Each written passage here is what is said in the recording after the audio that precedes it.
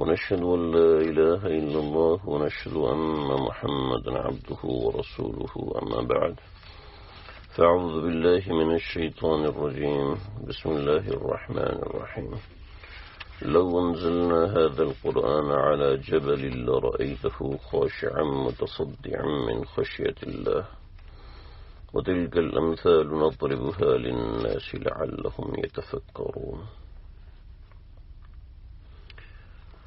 هو الله الذي لا إله إلا هو عالم الغيب والشهادة هو الرحمن الرحيم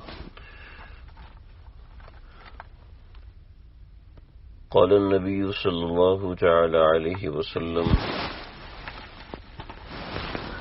إنما بعثت معلما فقال النبي صلى الله تعالى عليه وسلم خيركم من تعلم القرآن وعلمه صدق الله العظيم وصدق رسوله النبي الكريم ونحن على ذلك لمن الشاهدين والشاكرين والحمد لله رب العالمين.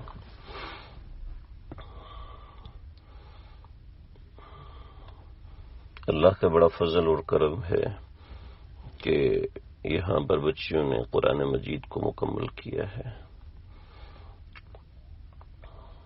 یہ بڑا مبارک وقت ہے اور الحمدللہ ہمارے معاشرے میں اس کو خوشی کا باعث سمجھا جاتا ہے کہ بچیاں اور بچے جب قرآن مجید مکمل کرتے ہیں تو ان کے والدین یا ان کے اساتذہ ان کی اس خوشی میں ایک اجتماعی طور پہ دعا بھی کرتے ہیں اور ان کو ہدیہ وغیرہ بھی دیتے ہیں. یہ ایک اچھی حوصلہ افزائی ہے. ہمارے معاشرے میں ایسا ہونا چاہیے. اس سے دوسروں کو قرآن سمجھنے کی پڑھنے کی ترغیب ملتی ہے. آپ کے مدرسے کو اللہ قائم رکھے, آباد رکھے, شاد رکھے کہ آپ لوگوں نے بھی یہ ترتیب بنائی ہے جو کہ بہت ہی اچھی اور بہت ہی اعلیٰ ترتیب ہے ماشاءاللہ.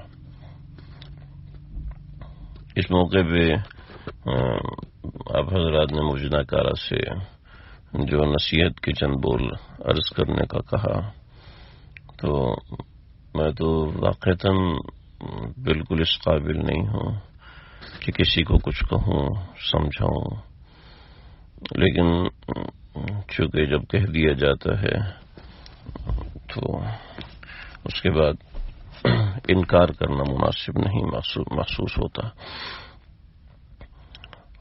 تو چند باتیں میں قرآن ہی سے تعلق کے بنیاد پہ عرض کروں گا. قرآن جتنی بڑی کتاب ہے, سچ یہ ہے کہ ہم لوگوں نے اس کا حق ادا نہیں کیا. حق تو قرآن مجید کا کوئی بھی ادا نہیں کر سکا. ایسے ایسے بزرگان دین ہمارے تاریخ میں گزرے ہیں کہ جنہوں نے ان کی زندگی قرآن مجید کی خدمت میں ایسی گزری کہ انہوں نے اپنی پوری زندگی کے اندر 18,000 مرتبہ قرآن مجید مکمل کیا. ہر ہفتے میں ایک قرآن مجید ختم کرنے کا معمول تھا. اسی طریقے سے نفلوں کے اندر کثرت سے تلاوت کرنے کا معمول رہا ہے. ہمارے اکابرین دارالعلوم کراچی کے ہم نے کئی مرتبے دیکھا کہ تراویح کے بعد تھوڑا بہت کھا پی کے پھر کھڑے ہو جاتے ہیں. کوئی ایک رکعت میں 3 پارے, ایک رکعت میں 4 پارے, 2 رکعت میں 10 پارے. عام طور پہ یہ ان حضرات کا معمول رہا ہے اور رہتا ہے اس بڑی عمر کے اندر بھی. ہفتے میں ایک دن تلاوت کے لیے ایسا مخصوص کیا کہ 15 دن میں قرآن مجید مکمل کرتے. یہ عام حالات میں اور ہر جمعرات کو رات چونکہ عبادت کی رات ہوتی ہے تو عبادت کی رات کو اس طریقے سے اپنایا کہ رات میں 2 سے 3 گھنٹے قرآن مجید کے 2 سے 3 پارے تدبر کے ساتھ نماز کے اندر نفلوں کے اندر تیار کرتے ہیں. قرآن مجید ایک ایسی کتاب ہے کہ جس نے عالم کے اندر ایک بڑی تبدیلی پیدا کی ہے. میرے استاد محترم حضرت مفتی غلام یاسین صاحب دامت برکاتہم فرماتے ہیں کہ میری والدہ محترمہ کی عمر 57 برس تھی، تو وہ کہنے لگی کہ بیٹا میں گھر میں فارغ ہی ہوتی ہوں، بہویں ہیں میرا کام کرنے والی ہیں، میں کیا کروں؟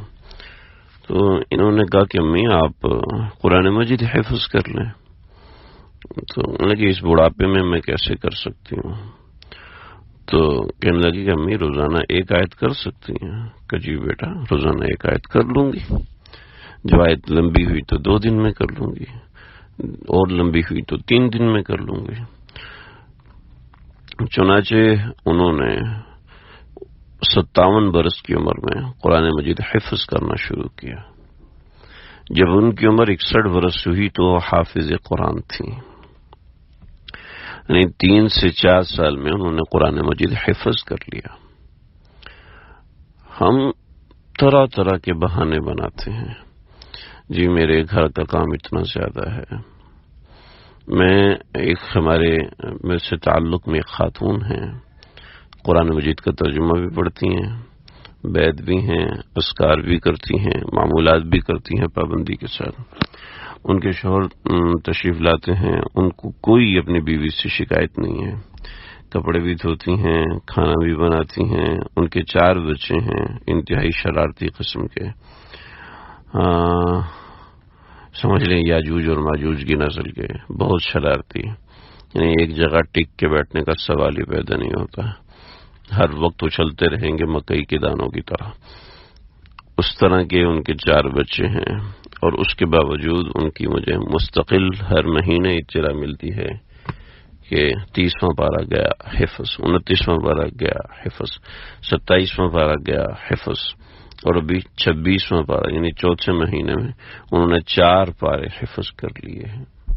ان کے اعمال، ان کے معمولات میں کوئی فرق نہیں ہے۔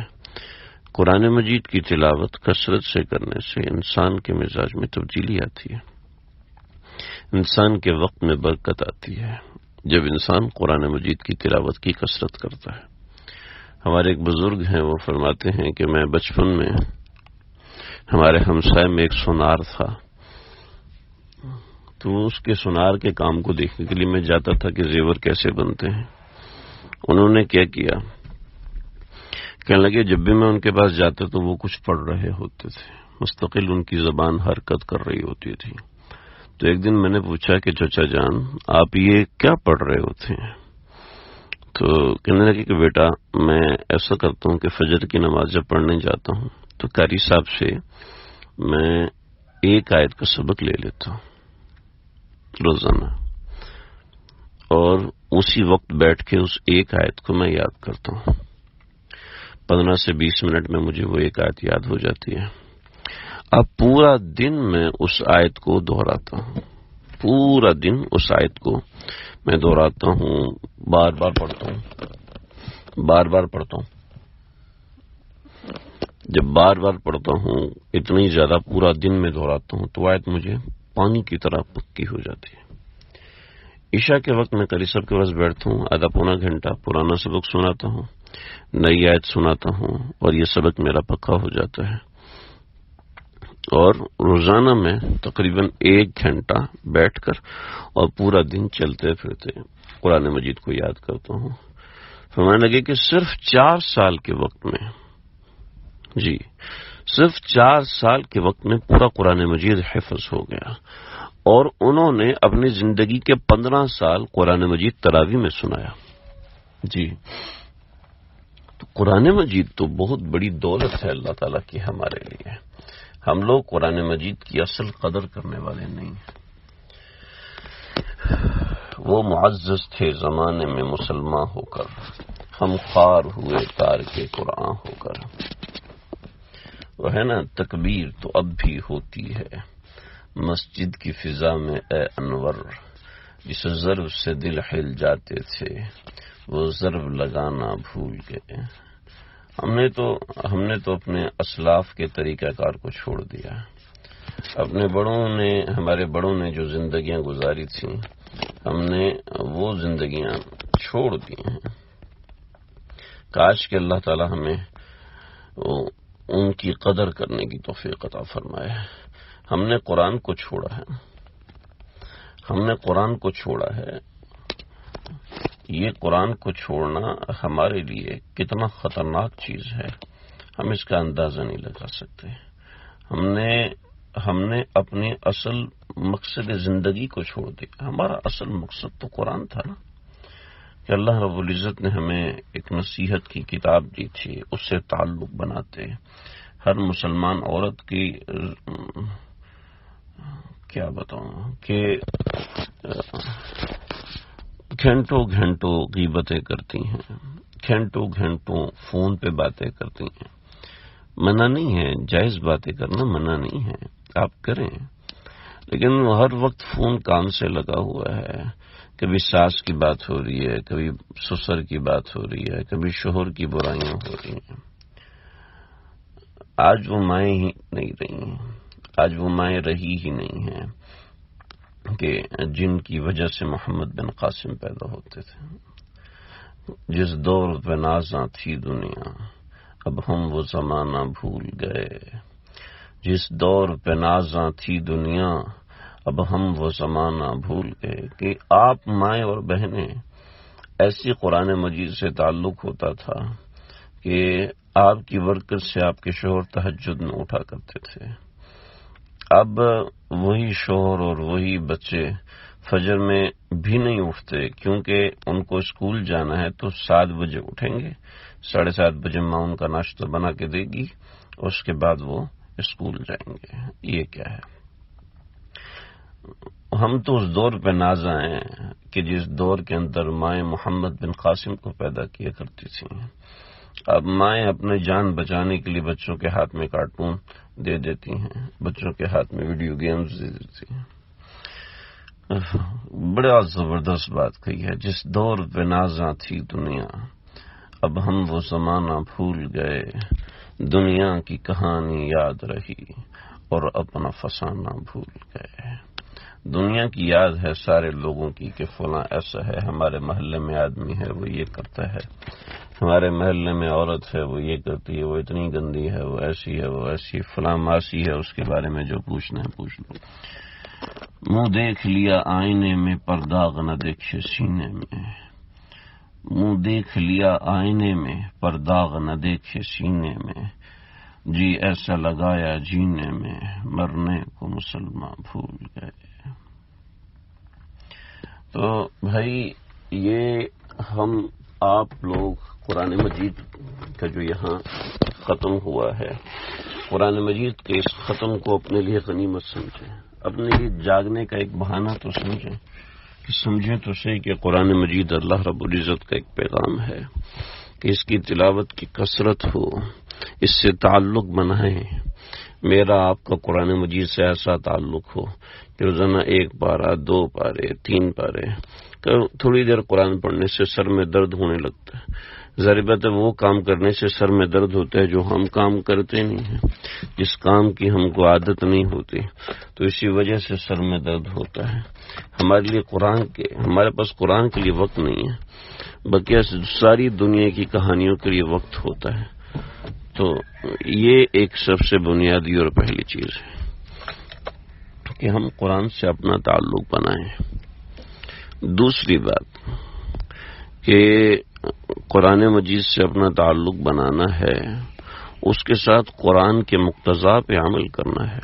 مقتضا میں نے ایک مشکل لفظ بولا ہے، یعنی مطلب اس کا یہ ہے کہ قرآن مجید نے جو ہم سے تقاضا کیا ہے اس تقاضے کو پورا کرنا ہے، اس تقاضے کو پورا کرنا ہے۔ اب ہم ہیں مسلمان، ہمارے رہنے کے طور طریقے کافروں والے ہیں، نہ دیور سے پردہ ہماری مائیں بہنیں بہو بیٹیاں کرتی ہیں، نہ بہنوئی سے پردہ کرتی ہیں، نہ چچا کے بیٹوں سے پردہ کرتی ہیں، نہ ماموں کے بیٹوں سے پردہ کرتی ہیں۔ جی جو چیز مشکل نظر آئی بس اس کو چھوڑ دیا، جو آسان نظر آئی وہ مرضی ہوگی تو کریں گے، مرضی ہوگی تو نہیں کریں گے۔ ارے یہ مسلمان نہیں ہوتا۔ آپ لوگ آج دین کو چھوڑ دیں گے تو آگے آنے والی نسلیں کیسے دین پر عمل کریں گی؟ آپ لوگ جس طریقے سے میں نے منتیں کی ہیں عالمات کی، اللہ کے واسطے منتیں اس سینس میں نہیں، اللہ کے واسطے اپنا اصلاحی تعلق بناؤ، اللہ کے واسطے اپنے صحیح حالات بتاؤ، اللہ کے واسطے تم لوگ پردہ کرو گی تو آپ کو دیکھ کر سارے لوگ پردہ کریں گے۔ جب آپ نہیں کریں گے تو کہیں گے جب عالمہ نہیں کرتی تو میں کیوں کروں؟ وہ کہتی ہے جناب میرے شوہر نہیں کرنے دیتے لہذا مجھے تو کھلی چھٹی مل گئی۔ استغفر اللہ استغفر، کہاں سے کھلی چھٹی مل گئی؟ کس نے آپ کو؟ شریعت کوئی آپ کی بنائی ہوئی ہے کہ آپ جب چاہیں گے کھلی چھٹی لے لیں گے، جب چاہیں گے آپ دین پہ عمل کریں گے، جب چاہیں گے۔ ہمیں دل میں تقاضا ہی نہیں رہتا شریعت پہ عمل کرنے کا، دل میں تقاضا ہی بس جو آسانی ہے وہ کر لیا، جو نہیں تو نہ صحیح۔ جس سے آج کل تو تباہی مچائی ہوئی کہ عالمات بھی ساتھ کو اسمارٹ فون پہ ڈرامے دیکھتی ہیں، عالمات بھی اسمارٹ فون کے اوپر فلمیں دیکھ رہی ہوتی ہیں، گانے دیکھ رہی ہوتی ہیں، مہندی کے ڈیزائن دیکھ رہی ہیں، میک اپ کے طریقے دیکھ رہی ہیں، اپنے مقصد سے اتنے دور۔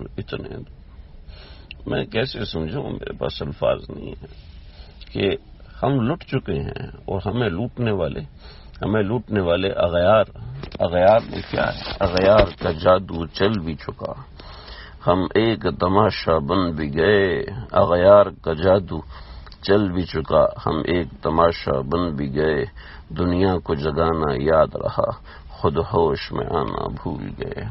ہمارے قرآن پڑھنے والی بچیاں، یہ ایک موقع ہے، میں پھر آپ لوگوں سے ایک درخواست کرتا ہوں کہ اللہ کے واسطے قرآن کے مقتضا پہ عمل کرنا، قرآن جو ہم سے مانگ رہا ہے اس کے اوپر عمل تو کریں۔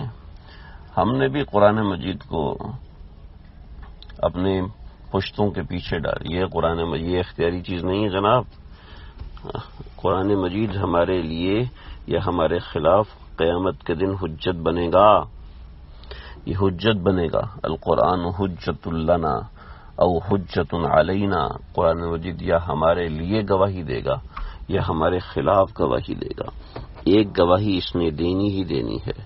لہذا اب آپ دیکھیں کہ اس نے کیا کرنا ہے۔ ہم نے قرآن کو اپنے لیے گواہ بنایا ہے، یہ ہم نے قرآن کو اپنے خلاف گواہ بنایا ہے۔ یہ فیصلہ ہم نے کرنا ہے، یہ فیصلہ آپ نے کرنا ہے۔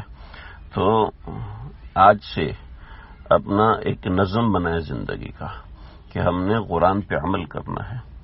بہت سے طریقے ہیں، آپ کی جو استانیاں ہیں ان سے پوچھیے، وہ استانیاں نہیں جو خود ان گناہوں میں مبتلا ہیں۔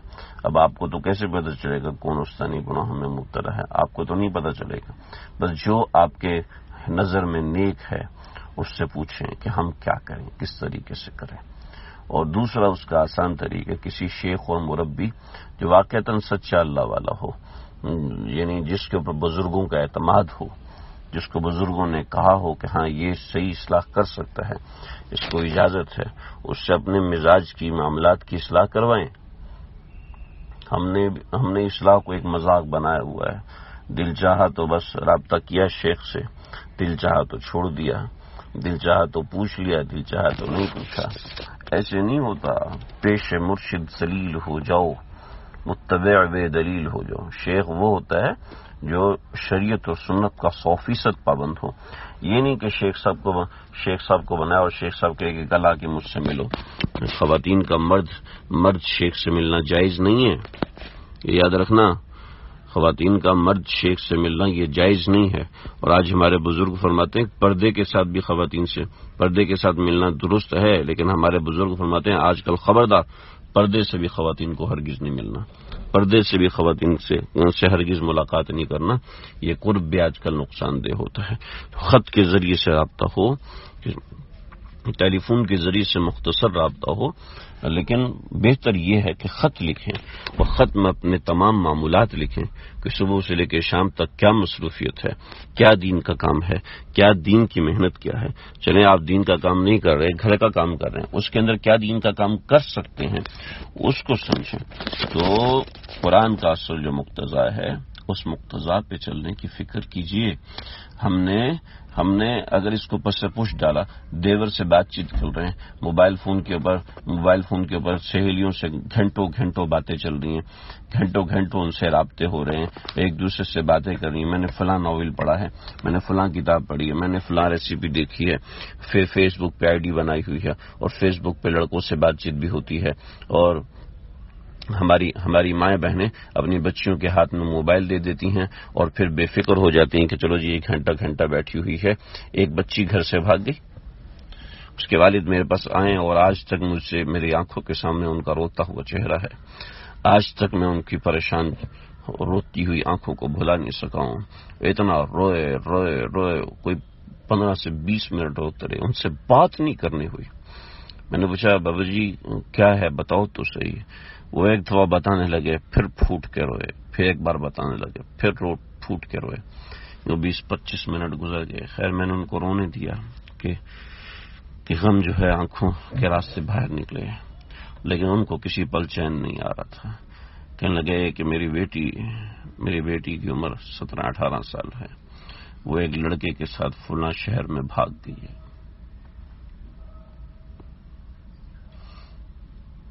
میں نے کہا کہ بھی کیا ہے آپ کے گھر میں ٹی وی ہے، فیس بک ہے؟ کہتے کچھ بھی نہیں. کیا معاملہ ہے؟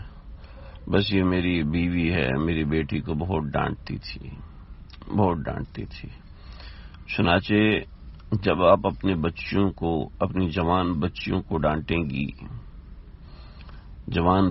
ڈانٹیں گی اے والدات، تو وہ بچیاں باہر محبت تلاش کریں گی اور باہر عزتوں کو لٹیرے گھوم رہے ہیں، فون کے اندر نقلی میسج کرتے ہیں، لڑکی بن کے رابطہ کرتے ہیں، اپنا فون نمبر پھینک دیتے ہیں اور یہ لڑکیاں بھی ان کے اوپر پاگل اور لٹو ہو جاتی ہیں، کیونکہ یہ ان کو عقل نہیں ہوتی، اس عمر میں عقل نہیں ہوتی، خود الٹے لٹکے ہوتے ہیں، ساری دنیا کو الٹا سمجھ رہے ہوتے ہیں. تو اور بچیوں آپ سے بھی کہتا ہوں، اگر کوئی بھی مرد غلطی سے آپ سے رابطہ کرے، آپ کے فون کے اوپر اس کا رانگ میسج آ جائے، فوراً اپنے باپ کو بتاؤ، فوراً اپنے بھائی کو بتاؤ، فوراً اپنی ماں کو بتاؤ. اگر وہ آپ کی بات نہیں سنتے تو کبھی بھی اس شخص سے بات نہیں کرنا، کبھی بھی اس شخص سے رابطہ نہیں کرنا، کبھی اس شخص کو نرم راستہ مت دکھانا. یہ عزتوں کے لٹیرے ہوتے ہیں. کئی بچیوں نے خودکشیاں کی ہیں، کئی بچیوں کو قتل کر کے پھینک دیتے ہیں. یہ ظالم لوگ ہوتے ہیں، دکھاتے چہرہ ہیں کہ ہم انتہائی معصوم، انتہائی نرم و نازک، انتہائی محبت میں ترسے ہوئے اور انتہائی ضرورت مند قسم کے لوگ ہیں جو ترسے ہوئے ہیں. ان کو برس سے آپ جیسی لڑکی کا انتظار تھا، ان کو برس سے آپ کا انتظار تھا. آپ کی آواز ان کو اچھی لگتی ہے، آپ کا رنگ ان کو اچھا لگتا ہے، آپ کا بات کرنے کا طریقہ ان کو اچھا لگتا ہے، آپ کا بات کرنے کا سلیقہ ان کو اچھا لگتا ہے. آپ کو مجبور کرتے ہیں کہ آپ گھنٹوں شیشے کے سامنے، آئینے کے سامنے کھڑے ہو جائیں اور اپنے حسن کو دیکھیں. ایک الگ سی دنیا میں لے کے جاتے ہیں، ایک الگ سی دنیا کا تاثر دیتے ہیں اور آپ کو آپ کی نظر میں ملکہ بنانے کی کوشش کرتے ہیں. یہ جھوٹے نمبر 1 ہیں. یہ آپ کی تعریف کر کے، آپ کو پاگل بنا کے، آپ کے راستے آپ کی عزت کا ہیرا چھیننا چاہتے ہیں. آپ کو یاد ہوگا اقبال نے جو نظم لکھی ہے مکڑی اور مکھی کا مکالمہ، اس میں مکڑی مکھی کو بہت کہتی ہے کہ تم میرے پاس آ جاؤ، میں تم کو یہ دوں گی، میں تم کو وہ دوں گی، وغیرہ وغیرہ. جو مکھی وہ اس کی بات کبھی بھی نہیں مانتی. بلاخر مکڑی کہتی ہے کہ یہ تمہارے منہ کے دائیں بائیں جو سرخ رنگ کے ڈورے ہیں یہ بڑے عجیب ہے، یہ مجھے پاگل کر دیتے ہیں. پھر جب تم دونوں اپنے آگے کے ہاتھ اپنے دونوں ہاتھوں سے ملتی ہو تو اس کے ذریعے سے جو آواز آتی ہے وہ آواز میرے دل کے اندر داخل ہوتی ہے. اور اس طرح کے اس کو جیسے ہی یہ باتیں کی، مکھی پھر سے اڑی اور مکڑی کے پاس چلی گئی. اسی وقت مکڑی نے اپنا جالا چاروں طرف بن دیا اور اسی وقت مکھی کو ختم کر دیا، 2 ٹکڑے کر دیا، اس کے پر کاٹ دیے، اس کا سر اس کے جسم سے الگ کر دیا. یہ لوگ ایسے ہیں جو کوئی غیر مرد آپ کی تعریف کرے، چاہے آپ کا چچا کا بیٹا کیوں نہ ہو، چاہے آپ کے ماموں کا بیٹا کیوں نہ ہو، چاہے مذاق کرنے کی کوشش کرے، خبردار کسی کو اپنے قریب مت آنے دینا. آپ کی عزت آپ کے اپنے ہاتھ میں ہے، آپ کا دین آپ کے اپنے ہاتھ میں ہے. اور میں ماؤں سے کہتا ہوں کہ خبردار اپنی بچیوں کو ڈانٹنا نہیں، خبردار اپنی بچیوں کو مارنا نہیں. اگر ان سے کوئی غلطی بھی ہو جائے، اگر ان سے کوئی ایسا معاملہ بھی ہو جائے تو کہیں پوچھ کے، کہیں بزرگوں سے مشورہ کر کے چلنا. خبردار کبھی بھی اپنی مرضی مت چلانا، کبھی اپنے غصے کے اوپر جی ہمارے اختیار میں نہیں ہوتا، ہمارے شوہر ہوتے ہیں، سارا گھر آپ کے اختیار میں ہوتا ہے.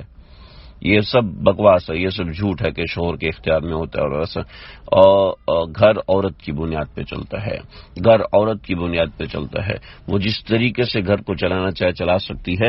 شوہر کا معاملہ جو ہوتا ہے، شوہر کا معاملہ اگر عورت عزت سے ڈیل کرنے کی کوشش کرے تو کر سکتی ہے، کوئی پریشانی کی بات نہیں ہے. میاں سے نباہ کرنے کا طریقہ بہشتی زیور حصہ نمبر 4 میں اگر ہم مطالعہ کریں تو ہمیں سب چیزیں اس میں مل جاتی ہیں. اس کو کچھ سمجھنے والا تو ہو، بس ہمیں تو بہانے چاہیے ہوتے ہیں کہ نکلنے کے ہم کرنا چاہیں. اب میں ایک ڈاکٹرنی کو جانتا ہوں کہ وہ لیڈی ڈاکٹر یعنی ڈاکٹری کا کام کرتی تھی، لیکن اتنی نیک اور اتنی تقوی والی، کیونکہ شوہر کی طرف سے اجازت اور یہ سارا معاملہ. یہاں بچیاں یہ نہ کہ جی ہم بھی وہی لیڈی ڈاکٹر بنیں گے. آپ اس طرح نیک بنے. کیا ہے کہ جب ان کا آپریشن ہوا تو ان کے جسم سے خون نکلا، اور خون نکلا ہے تو اس خون سے خوشبو آ رہی تھی. شوہر کی فرما بردار، ماں باپ کی فرما بردار، قرآن سے تعلق بنانے والی. تو ہم اس نوعیت کی زندگی گزاریں، ایک رب چاہی زندگی گزاریں. میرے پاس آپ لوگوں کے حالات نہیں کہ میں جانوں کہ آپ لوگ کیسی زندگی گزارتے ہیں. میں نے ایک مثال کے طور پر جو چیز عام طور پہ عام مدارس میں ہوتی ہے اس لحاظ سے جو چیز میرے سامنے آئی اس کے حساب سے آپ کے سامنے باتیں عرض کی ہیں. کوشش کریں کہ کسی شیخ سے، سچے اللہ والے سے تعلق بنائیں، اپنا اصلاحی تعلق بنائیں، اپنے حالات پوچھ کے چلیں. جب یہ زندگی ایسی بنتی ہے جو اللہ کی مرضی کے موافق ہوتی ہے. بلکہ چند منٹوں کے اندر ظاہری بات ہے میں ہر چیز تو آپ کے سامنے نہیں رکھ سکتا. بنیادی بات میں نے آپ کے سامنے رکھی ہے. باقی آپ لوگوں کا ختم قرآن ہے، آپ حضرات کو بہت بہت مبارک ہو. آپ کی جو معلمات ہیں ان کو بھی بہت مبارک ہو. اللہ ان کو بھی ہمت کرنے والا، آگے بڑھنے والا بنائے. جب معلمات اللہ والی ہوں گی، جب معلمات نیک ہوں گی تو ان کی نیکی کا اثر ان کی بچیوں پہ پڑے گا. ایک بات بتاتا ہوں، اگر آپ میں کوئی عالمہ ہیں تو ان کو زیادہ اچھے طریقے سے سمجھ میں آئے گی اور بقیہ لوگوں کو بھی سمجھ میں آئے گی. اللہ رب العزت نے جو ایمان دیا ہے، اللہ رب العزت نے جن لوگوں کو کافر بنایا ہے اور اللہ رب العزت نے جن لوگوں کو منافق بنایا ہے تو اس کے لیے ایک اصول حضرت ندوی رحمۃ اللہ علیہ نے لکھا ہے. بڑا خوبصورت اصول ہے. وہ فرماتے ہیں کہ ایمان اور کفر اور منافقت اور یہودیت اور عیسائیت یہ سب کا سب ہمارے اعمال کا ثمرہ ہوتا ہے، یہ ہمارے اعمال کا نتیجہ ہوتا ہے. اگر کوئی شخص مسلمان ہے تو اپنے اچھے اعمال کے نتیجے کی وجہ سے اللہ نے اس کو ہدایت دی ہے. اگر کوئی شخص کافر ہے تو اس کے برے اعمال کے، بری نیتوں کے نتیجے کی وجہ سے اللہ نے اس کو کافر بنایا ہے. تو کوئی شخص یہودی ہے تو اس کے برے اعمال کے نتیجے کی وجہ سے اللہ نے اس کو یہودی بنایا ہے. اگر کوئی منافق ہے تو اس کے برے اعمال کے نتیجے کی وجہ سے اللہ نے اس کو منافق بنایا ہے. تو ایسے ہی ہمارے اعمال جیسے ہوں گے اللہ ہمارے ساتھ ویسا معاملہ کریں. جی ہم مجبور ہیں، ہم حضرت عائشہ سے بھی زیادہ مجبور ہیں. یہ ہمارے اوپر فلاں نے جادو کیا، وہ سب ڈھکوسلے ہیں، سب بیکار قسم کی باتیں ہیں. اللہ رب العزت نے ہمارے ہاتھ میں اختیار دیا اور بہت سی ایسی چیزیں میں اس کے اوپر گھنٹوں بات کر چکا ہوں. کوئی یہ نہ سمجھے کہ میں بس 2 لفظوں میں بات کہہ رہا ہوں تو بس اتنی سی بات ہے، ایسی بات نہیں. اللہ مجھے آپ کو، اللہ ہم سب کو سمجھنے کی، عمل کرنے کی توفیق عطا فرمائے. جیسی ہماری نیت ہوگی ہم اپنے آپ کو بہتر بنانے کی کوشش کریں گے تو انشاءاللہ بہتری آئے گی. اللہ مجھے آپ کو، اللہ ہم سب کو دین کی سچی سمجھ اور فہم عطا فرمائے. آپ لوگوں کو